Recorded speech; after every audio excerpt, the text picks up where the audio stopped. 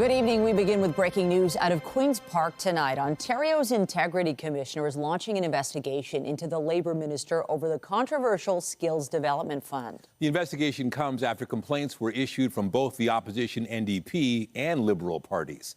CTV's Queen's Park Bureau Chief Siobhan Morris joins us live with the latest. Siobhan. Well, this is another chapter in this still unfolding scandal, and it means that the government will have to continue to face questions about the application of the Skills Development Fund for many months to come. At the center of this is David Piccini and his relationship with a firm, members of that firm who did receive Skills Development Fund cash. Remember that we have seen images of David Piccini at a hockey game before he was the Minister of Labour with an executive from a firm that ultimately got millions of dollars from that Skills Development Fund.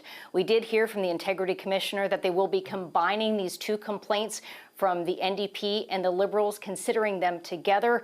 A lot of people are wondering how long an investigation like this might take. If you revisit the last big ethics watchdog complaint and investigation we had, it was into the Greenbelt scandal. That investigation was launched in mid-January and wrapped up, and that report was delivered in August. So it could be many, many months until we have answers to the questions about whether or not David Piccini ultimately broke the ethics rules that govern MPPs at Queen's Park in their roles as elected officials. We do have a statement from Minister Piccini's office tonight. They write, "We are continuing to assist the Integrity Commissioner with her work on this file." The office then goes on to defend the good work that they say that the Skills Development Fund has done. There have been many calls for David Piccini to either resign or be fired by the Premier. The Premier, as recently as last week, didn't signal any intention to remove David Piccini from his post. The Premier was in Ottawa today meeting with Mark Carney for what he says is a transformational cooperation agreement. Ford, what do you make of? It's a cooperation deal between the federal and provincial governments to stop doubling up on environmental assessments. This agreement will speed up project approval timelines by introducing a new one project, one review approach. The Premier excited about what it means for plans to build roads to link to the mineral-rich Ring of Fire. Ontario has signed agreements with 3 First Nations doing their own studies in recent months. Today's agreement is the last step in our plan to get shovels in the ground this June. The leaders agree building more faster is critical with ongoing economic and trade pressures with the U.S.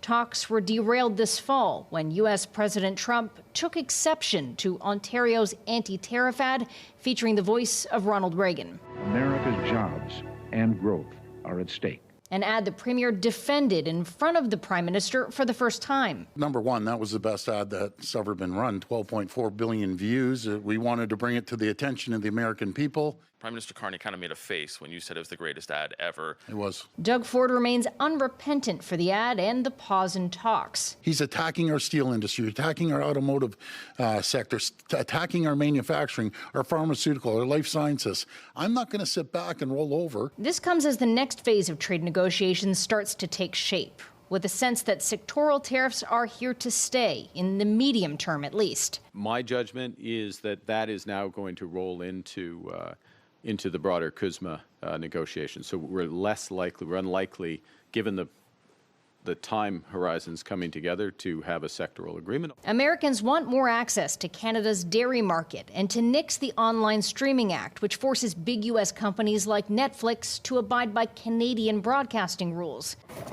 and to put U.S. booze back on the shelves of Canadian liquor stores. When the Prime Minister and President Trump come up with a great deal for both countries, we'd be more than happy to bring in some maybe Kentucky bourbon. But in Ontario anyway, not a moment sooner. The Premier said he would not do what other provinces have, which is sell off that stockpile of U.S. booze and give the proceeds to charity. He says he doesn't want to take away any sales from Ontario breweries and wineries, especially at Christmas. Reporting live from Queen's Park, I'm Siobhan Morris. Nathan, back to you. Thank you, Siobhan. Also tonight, Markham MP Michael Maude defends his controversial decision to turn away from the Conservative Party and cross the floor as pressure builds for him to step down.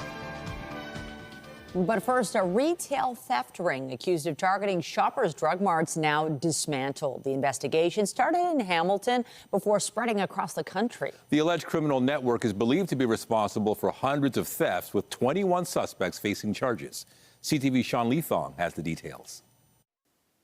It may have been just a few items at a time, but these stolen goods taken from drugstores across Ontario, Quebec, and BC added up to millions, part of what police call a sophisticated retail theft organization. They were stealing razors, cosmetics, creams, nicotine gum. Today, Hamilton Police announced the results of Project Psalms, with 21 people arrested, 175 charges across 3 provinces, all done stealing small items, mostly from Shoppers Drug Mart. The primary group targeted multiple cities and regions, carrying out their offenses in a rapid blitz-style manner. They would take a few items concealed in a bag or clothing and then move on. This map released by Hamilton Police shows the route taken by the alleged thieves working together to hit multiple stores in a day or over a weekend, both here in the GTA and in the Montreal area, as well as BC. Once the property was stolen from the retail locations, it was trafficked to an individual from Mississauga, and from there it was trafficked to a large-scale liquidation warehouse called A&G Liquidations in Brampton. Once at the liquidator, the items would then be offered for sale to the general public. I will characterize the group as very transient in nature. And when we first discovered them operating here in Hamilton, within approximately a month and a half, they all moved to the York region. Hamilton Police, partnering with Peel, York Region, and 4 other organizations, raided 16 locations this past Tuesday, where they were able to find product along with 6 vehicles, the alleged crimes dating back to late 2024. Hamilton Police adding that many of the people arrested here were already wanted or facing charges for similar crimes. What we noticed was these individuals would commit a theft, they would be arrested, they would get released on bail, and then they would do the same thing. And it was a repetitive cycle over and over and over. Staff Sergeant Shane Coveyduck says many of the accused are family members or close friends, with as many as 9 of them living under one roof. So we decided to engage in a criminal organization type investigation so that we can lay more substantive charges in order to hold them more accountable. Police added that most of the accused had only been in Canada for a year and a half. Sean Leathong, CTV News. Meanwhile, York Regional Police are warning small businesses to be alert after a series of break-and-enters in Newmarket. Investigators say this man is wanted for 6 separate break-ins targeting cash registers on December 7th. He's described as between 5'10" and 6 feet tall, wearing a face mask with a white design and carrying a backpack. Investigators also say he appears to have impaired function on his left hand and walks with a distinct slow gait. Police are reminding business owners not to leave cash on site overnight. Anybody with information is asked to contact York Regional Police. A man in his 30s is in hospital after an industrial accident at a West End construction site. Our CTV News chopper was over the scene at Eglinton and Jane earlier today. It happened just after 10 at a construction site for the Eglinton Crosstown West extension. Fire officials say 2 construction vehicles collided there. The man's injuries were initially believed to be serious, but he is now listed in non-life-threatening condition. The Ministry of Labour has been notified. 2 people suffered minor injuries from smoke inhalation in a fire in the city's northwest.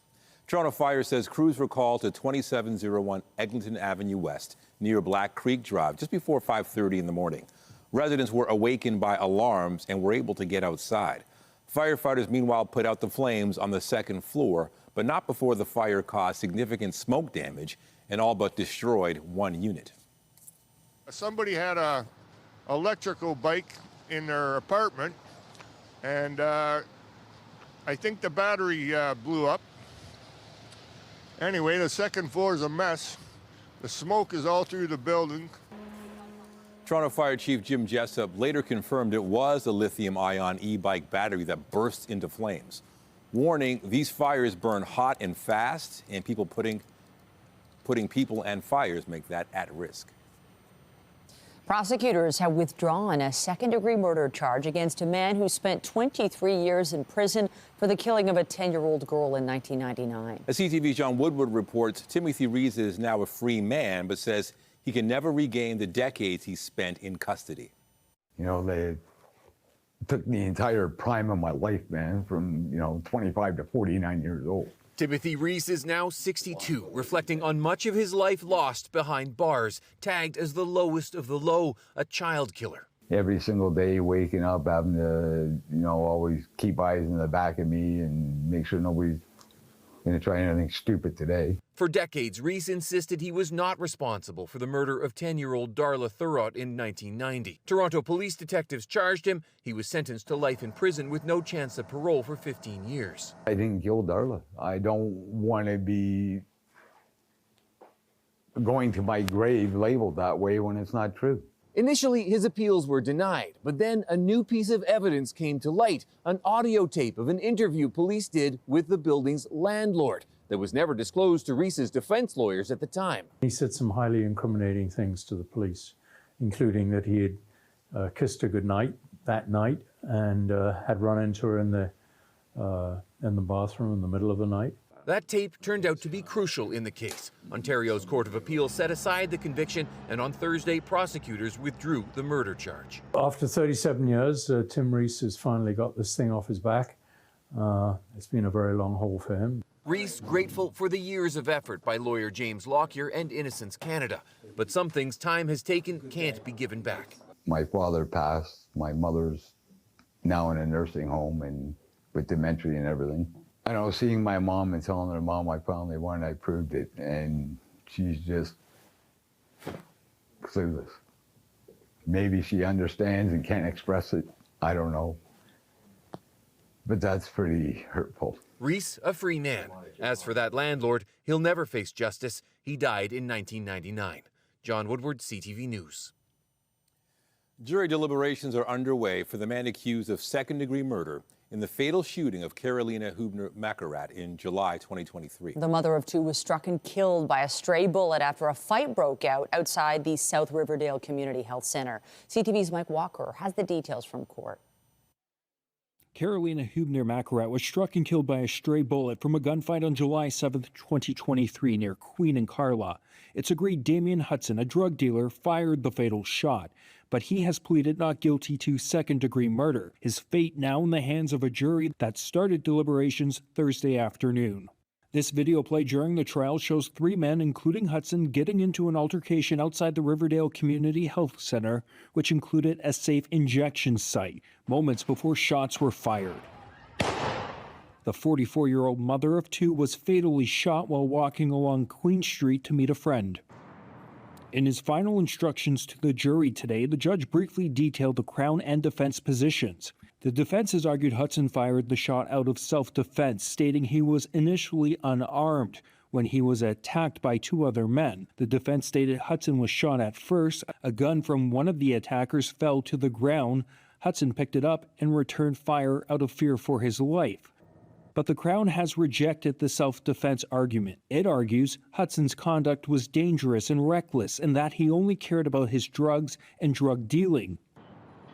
The jury has three options: guilty of second-degree murder, guilty of manslaughter, or not guilty. Among the many questions the jury must answer while deliberating the evidence, has the Crown proved beyond reasonable doubt it was not self-defense? Did Hudson unlawfully cause Hubner-Makarat's death? And did he have the state of mind to commit murder? And did Hudson intend to kill or harm the attacker when he fired a gunshot? If so, the judge noted, that intent is transferred to Hubner-Makarat under the law. The verdict the jury decides on must be unanimous. Mike Walker, CTV News.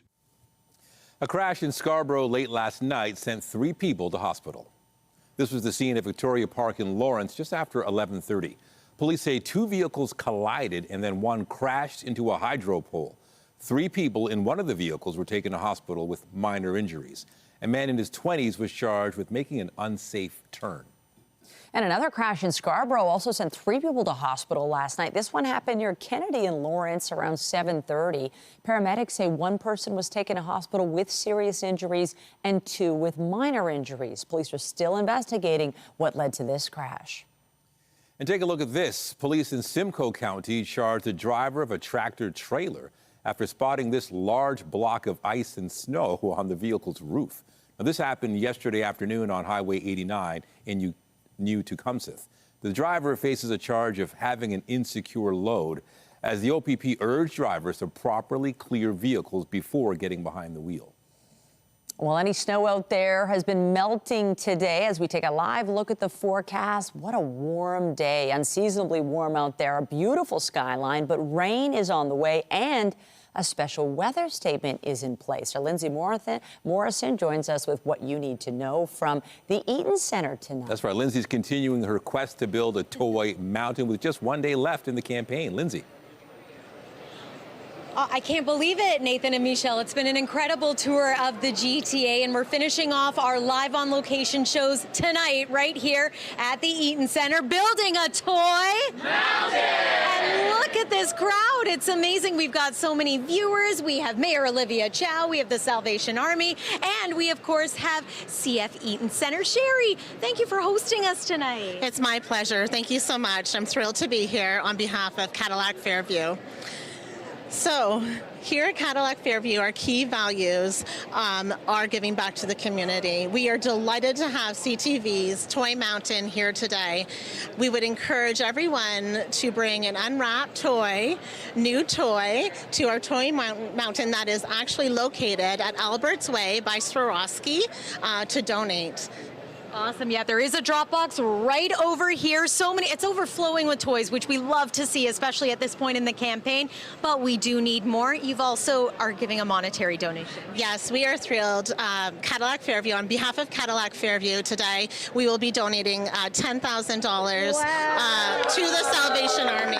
Let's hear it for them. That is incredible. Thank you so much. I want to talk a little bit about the weather because it is a big weather night tonight too. It's been mild outside, but we've got rain moving in, and it's going to be quite windy into the day tomorrow. So here's a look at the weather alerts that are in place, including a widespread special weather statement for us here in the GTA. Warning of 10 to 20 millimeters of rain, followed by gusty winds and then rapidly falling temperatures.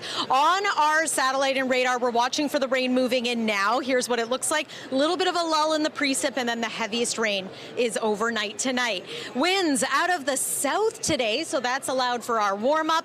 And temperatures, as mentioned, have been quite mild today. We made it to about 7 degrees here in the city of Toronto. Oh, look at that. We're now at 8 degrees, 10 degrees still in the Niagara region. The night is going to remain mild. That's why we get the rain, but snow does come for tomorrow. I'm here with another donor tonight. Rick, you're joining us from Wrongful. Tell us what your group did today. So we had a toy drive today. It's an annual thing that we do. We divide the team up, we give them a bunch of money, and they come and try to get as many great toys as they can for the children. It's a bit of a competition. The ones that won this year are the ones that tried to empower kids to learn, grow, and just have a good time. So happy holidays to everyone from Wrongful, and thank you guys all very much. Thank you very much. Thanks, Mayor Chow. Yeah. It's been a great day. Let's hear it for them. What a great effort. It was a great group that was here. Lots more to come as we build a toy mountain. We'll send it back inside to you for now. Thank you, Lindsay. Thank you, Mayor. Thank everyone. We'll see you a little bit later. To other news now, a few weeks after the province appointed an administrator to take over the Real Estate Council of Ontario, there's been another leadership change at the troubled regulator. This comes in the wake of the iPro Realty scandal. Back in May, RICO found the brokerage's founders allegedly misused about $8 million from a trust account meant for down payments and realtor commissions. The council didn't get involved or freeze assets until August, and an independent audit found that was a deviation from RICO's typical approach. Last month, the province appointed Jean Lapine as administrator, saying it was necessary to restore public confidence. He now says he will be assuming the responsibilities of CEO as Brenda Buchanan steps down from the top job at year's end. Some insurance claims by impacted realtors are now being confirmed, as RICO says it continues to try and recover funds linked to iPro.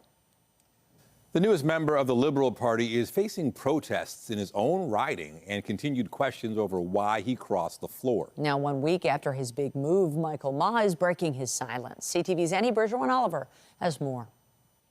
When Michael Ma took the dance floor at the Conservative Christmas party and posed for photos with leader Pierre Poilievre, the MP says he still belonged in the party. I was truly a Conservative member and an MP.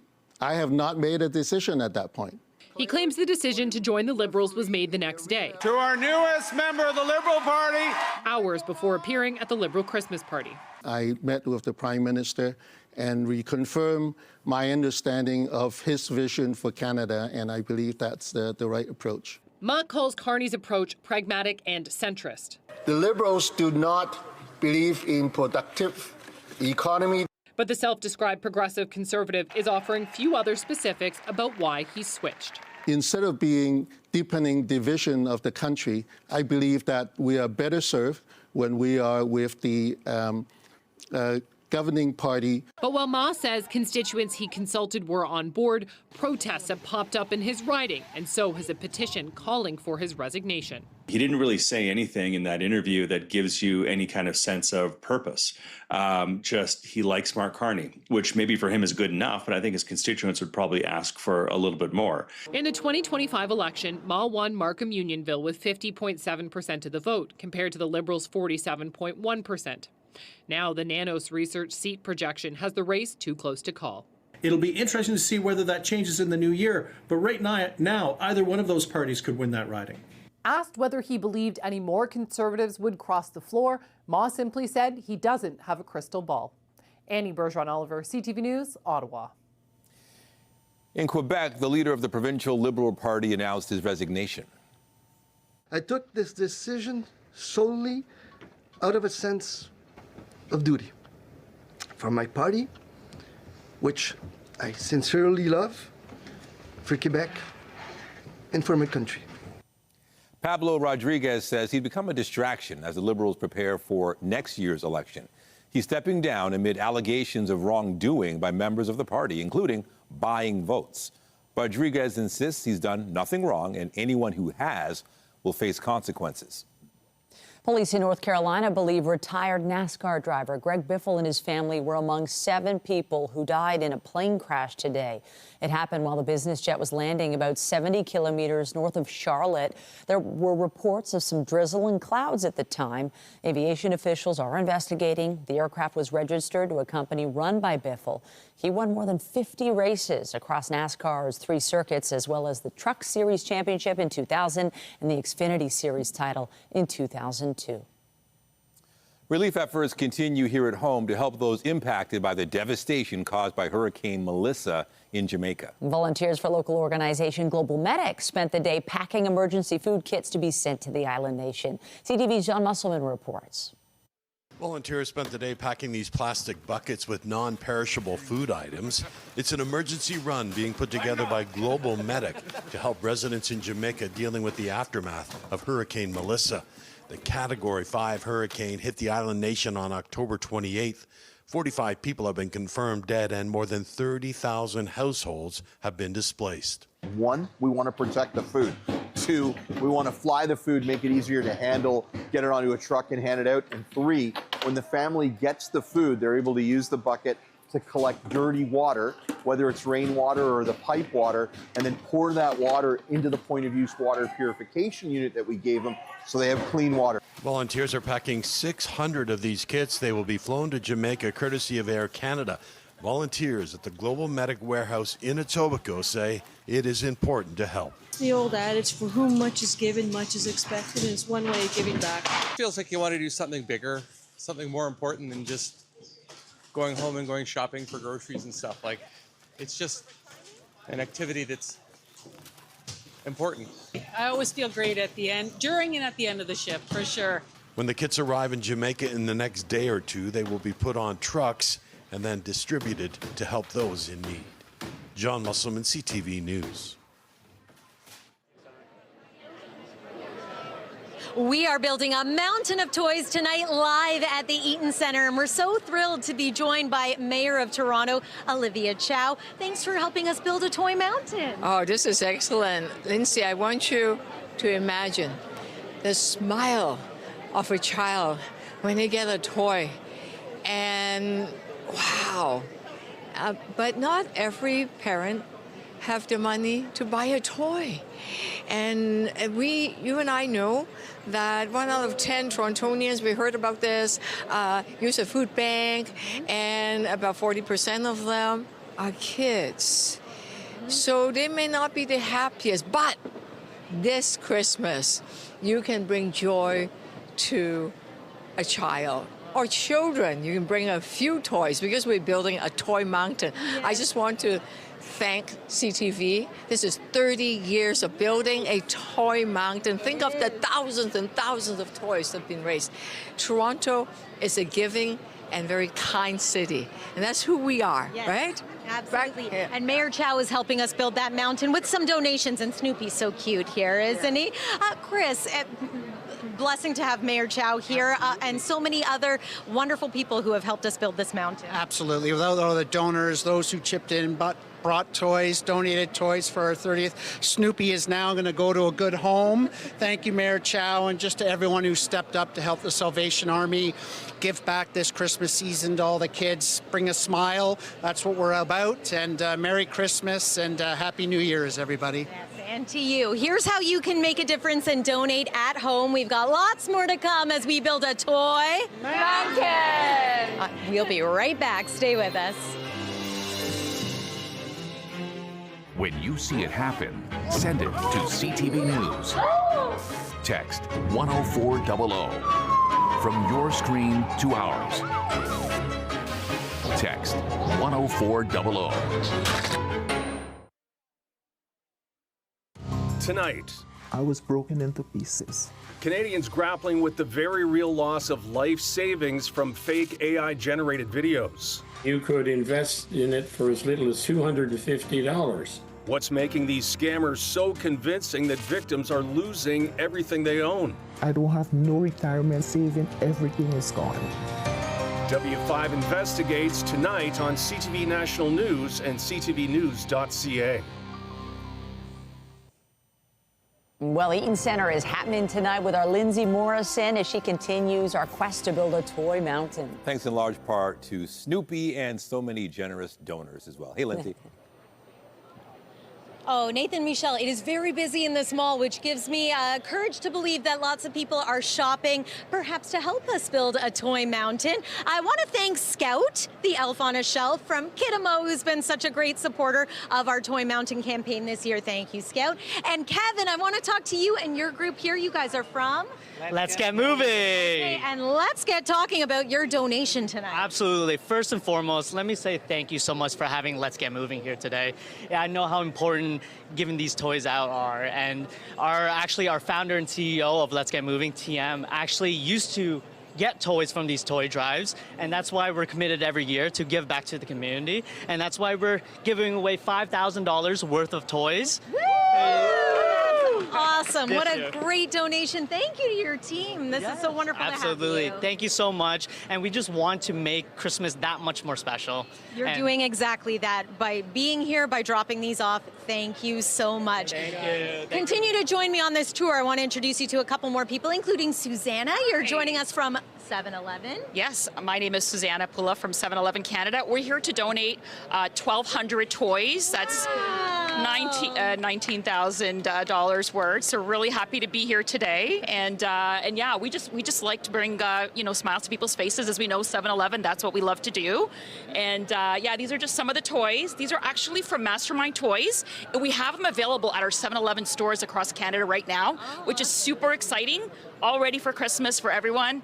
Thank you so much for having me here today, and happy holidays to everyone. Happy holidays to you. Thank you so much, Susanna. Want to introduce you to a couple of gentlemen over here. This group is called Wealth. They're a group of friends who do a whole lot of good. Marcus, tell us a little bit about it. Yeah, it's our third year doing this. I'm happy to be able to do this with my friends and with the community.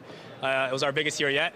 So hopefully we'll be back next year and spread even more joy. So, You're allowed to brag a little bit. How many toys are you donating tonight? What kind of difference are you making? yeah, we donated around 1,000 plus toys today. Yeah, so last year was 600. This year is 1,000. So hopefully it'll be even greater than that next year. Yeah. Oh, so impressive. We have another someone we're going to introduce you to in just a moment. But first, let's talk a little bit about the weather. Nice night to be inside, even though it is mild out there. We've got some rain on the way. In fact, many areas have already felt a little bit of rain. There's a widespread special weather statement in place, warning of 10 to 20 millimeters of rain, but also some gusty winds, and then tomorrow, some rapidly falling temperatures. So any water on the ground, any melting snow, that's likely to freeze and make for some slippery surfaces. Into the night tonight, if you're venturing out and about, just be mindful of the fact that some rain is going to push in. The bulk of it is going to fall while most are sleeping through the overnight hours. And then into tomorrow morning, the temperature starts to dip just below the freezing mark. We flip back over to flurries, and it is going to be a windy day. So here's how much rain we're expecting. At this point, it looks like anywhere from 5 to maybe 20 millimeters of rain. Rivers and streams likely to be running high as a result of this rain, but also the snow melt out there. That's around the midnight hour. Here's 6 a.m. You can see the blues creeping back in with some light snow, maybe a trace to 2 centimeters of it around the GTA. Outside of the GTA traditional snow belt areas, even more than that. In fact, we could pick up maybe 7 fresh centimeters in Orillia, 8 centimeters in Owen Sound, and perhaps 9 centimeters of snow in and around Goderich. Temperature-wise, look at this. We're at 8 degrees this hour in the city of Toronto. It's still 10 degrees in Windsor. Look how cold it is, though, in parts of northwestern Ontario. Very chilly.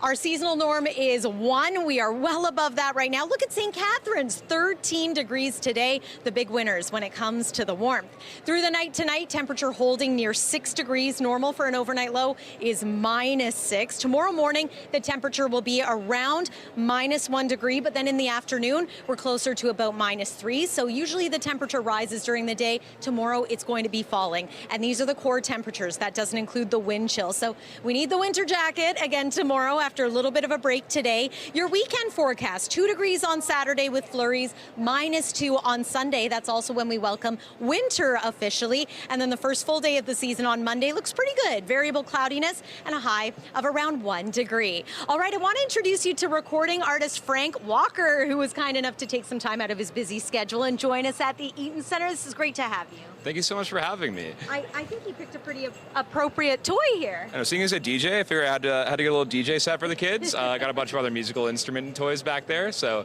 it's so good to see everyone giving back and it's like spreading the love around the holiday season. I love this, and it feels like a great opportunity to remind everyone that some of the toys we're looking for are for babies. So this one's for 6 months plus. Frank, thanks so much, and thank you to everybody here who is helping us build a toy mountain. We're having a great night here at the Eaton Centre. Look at all these smiling faces. Hold up your toys. This is awesome to see. Lots more to come, but for now, Nathan and Michelle, I'll send it back inside to you as CTV News at 6 continues. Woohoo! Nice work. Thanks so much, Lindsay.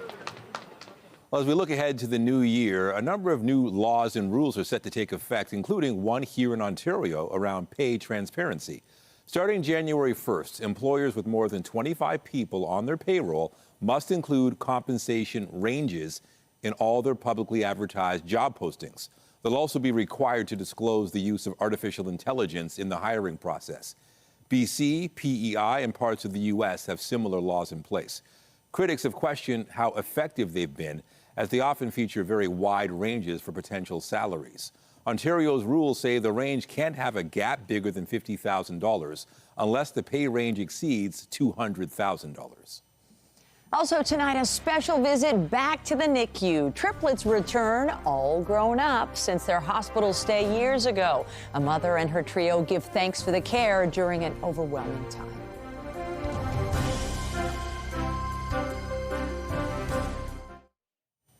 A trio of siblings paid a special visit to a Scarborough hospital this holiday season to thank the healthcare workers who cared for them as babies. Our health reporter Pauline Chan was there for this special reunion. A special surprise for Nurse Shanti Saw.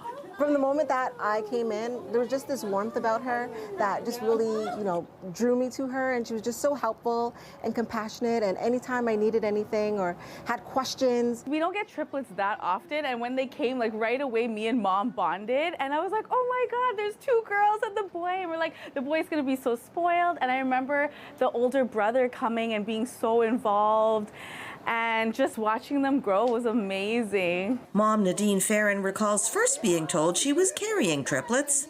Honestly, I had no words. I started laughing because I was like, this is the funniest thing I've ever heard. Zion, Ziana, and Zyla were born July 7th, 2020 at another hospital before being transferred to Centenary. Now, during COVID, only one parent was allowed in at a time, but because there were 3 babies, both parents were able to come in together. They stayed 2 months at the neonatal intensive care unit before the babies were big enough to go home. This was their first time back at the actual NICU since they were born, and staff were delighted to give them stuffed toys and show them the incubator in the actual space where they stayed. So here at SHN, we have about 6,500 births. For the NICU, we have about 750 babies who come to our NICU. I think it's really a testament to the work that they do here in the NICU. Surprisingly, triplets do come up a few times a year. They've even had quadruplets. And Nadine has some words of encouragement for new parents, especially those with multiple babies. It's okay to be scared. It's okay to feel overwhelmed. Really and truly just take it moment by moment and celebrate the small wins. Happy holidays! Pauline Chan, CTV News. They are the cutest. A new study out of Sweden suggests there could be some unexpected benefits to visiting the charcuterie board at your next holiday gathering. Researchers tracked the diets of nearly 28,000 people over an average of 25 years. Approximately 3,200 developed dementia, but the risk was found to be 13% lower among people who consumed more than 50 grams of high-fat cheese each day. The risk was 16% lower among people who consumed 20 or more grams of high-fat cream each day. The authors say the findings show an association rather than proof that those foods offer protection against dementia, and further research is needed. The study was published in the journal Neurology. The Distillery District's Winter Village attracts more than 1 million visitors over the 6 weeks in its operation during the holiday season. And for those looking to experience a true winter wonderland while there, CTV's Andrea Case suggests a most unlikely place. It is combined effort over the holiday season in the Distillery District, the home of Soul Pepper Theatre and the entrance to see Bad Hat's production of Narnia. It all doubles as a winter wonderland.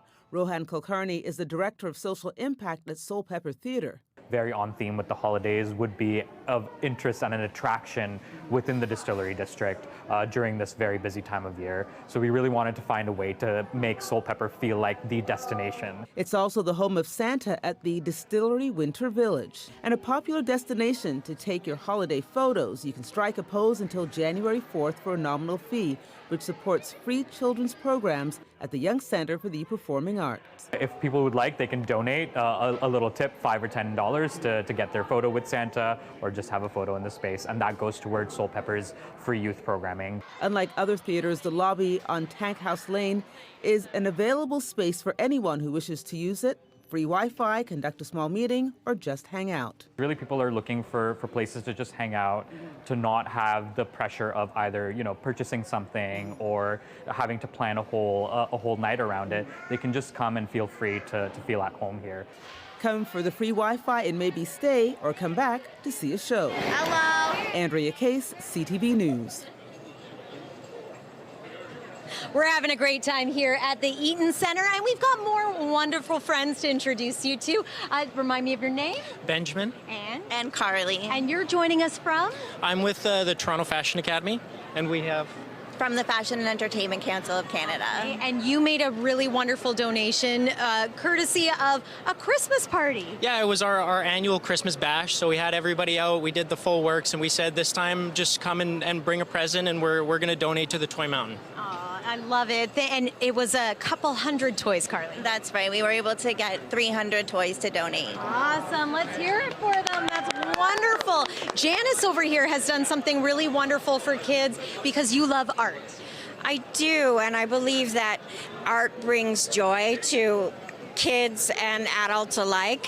So, and it helped me through, to get the use back in my hands. So I started making art boxes to keep kids and adults, using our imagination and bringing life and color back into our lives. So, it's like every box is a little bit different. Some are filled with beads, but there's always a book and a creative toy for younger people. And I got a lot of donation from my Creative Care Box angels out there, so I thank you so much. We thank you, And Janice. we That's got beautiful. Thank almost you. 100 made. 100. Unbelievable. Thank you so much. And we have a special Toy Mountain message from Anna. Check it out.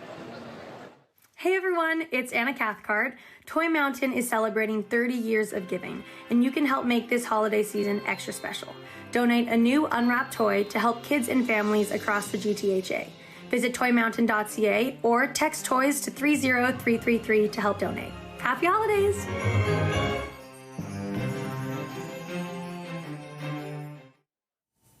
U.S. inflation data has been released, and the numbers surprised economists. B&M Bloomberg's Marilla Fernandez has the business headlines.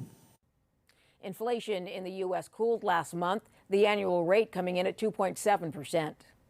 Economists had expected it to be 3.1%. October inflation data wasn't released during the government shutdown, making it hard to determine if inflation in the U.S. is trending down. Still, investors like the news, sending the markets higher today. Here are the closing numbers for the day. The Canadian dollar ended the day up at 72.60. West Texas Intermediate up to 56.07. Western Canadian Select up as well to 42.66. And the TSX moved up 190 points to end the day at 31,440. Those are your business headlines. I'm Marilla Fernandez. The Business Report is brought to you by Canadian Western Bank, the bank built for business. A new survey from rentals.ca is highlighting the ongoing challenges in the country's rental market. Among more than 500 surveyed, 62% said they spent at least 30% of their income on rent. That figure was 70% here in Toronto. Nationwide, 43% of renters ages 25 to 34 said they were spending more than half of their net income on rent. That figure was only slightly lower at 37% among those ages 35 to 54. Also today, the parent company of Air Transat released its latest quarterly results. They included a loss of $12.5 million compared to a profit of more than $41 million in the same period last year. Last week, the air carrier narrowly avoided a costly work stoppage by reaching a tentative agreement with its pilots. Transat says it's optimistic about growth in 2026 as it launches new overseas routes from Toronto and other cities. The Toronto Maple Leafs are back in action tonight after escaping with a much-needed win earlier this week. Now a bouncing puck for Joshua scores!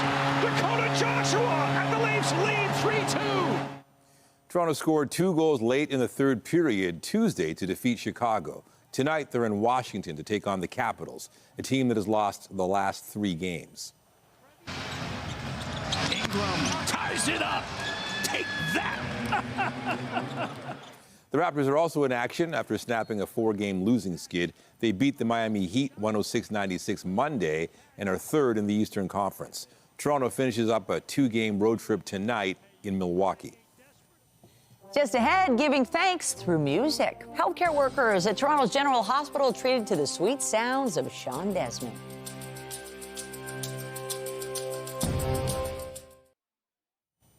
You might be looking forward to some time off over the coming weeks, but many of our healthcare professionals will be working throughout the holiday season. As a show of appreciation, Juno Award-winning recording artist Sean Desmond played an intimate show at Toronto General Hospital, and our cameras were there.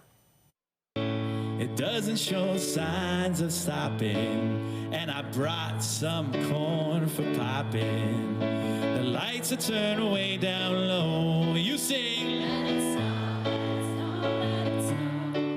Spend a lot of time in hospitals, a lot of time with nurses and doctors, and these people work so incredibly hard.